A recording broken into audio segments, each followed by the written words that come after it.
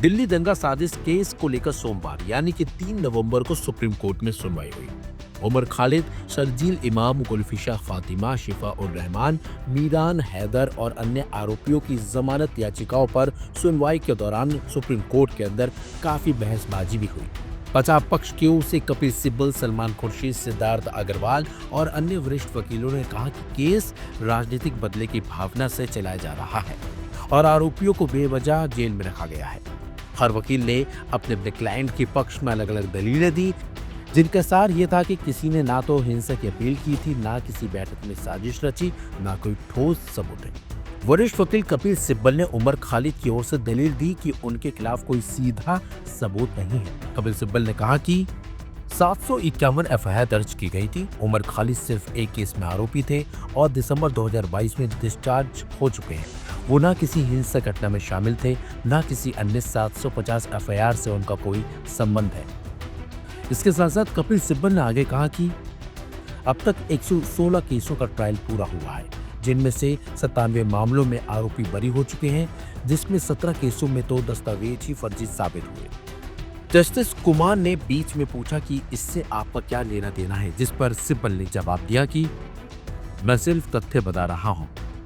तो ही वरिष्ठ वकील सलमान खुर्शीद ने शिफा उर रहमान की ओर से जोरदार दलीलें दी। उन्होंने कहा कि वियतनाम वॉर के वक्त जैसा शिकागो 7 ट्रायल हुआ था, वैसा ही माहौल यहाँ बनाया गया है। अगर कोई कानून से असहमत है और शांतिपूर्वक विरोध करता है तो उसे अपराधी नहीं कहा जा सकता। इसके साथ साथ सलमान खुर्शीद ने आगे कहा कि शिफा उर रहमान जामिया एलुमनी एसोसिएशन के हेड है, लेकिन उनके खिलाफ किसी गवाह ने हिंसा में शामिल होने की बात नहीं कही। दिसंबर 2019 में जामिया में पुलिस घुसी थी, लेकिन वहां भी उनका कोई रोल नहीं था।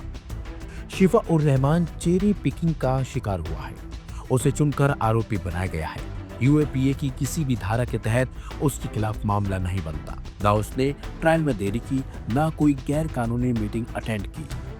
सलमान खुर्शीद ने दलील देते हुए आगे कहा कि जब हाईकोर्ट ने 3 अन्य लोगों को बेल दी थी तो समानता के आधार पर रहमान को भी जमानत मिलनी चाहिए। गांधी जी ने कहा था कि अगर कोई कानून अन्यायपूर्ण है तो उसे चुनौती देना नैतिक कर्तव्य है।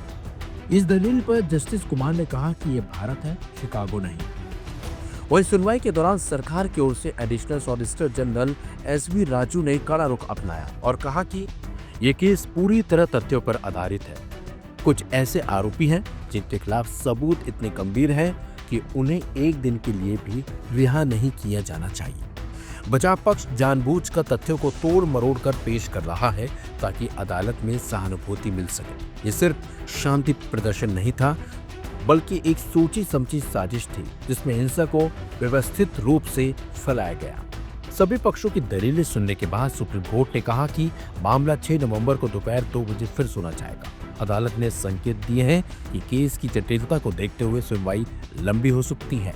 फिलहाल अब देखना होगा कि इस सुनवाई में क्या कुछ होता है, इन लोगों को राहत मिलती है या फिर नहीं।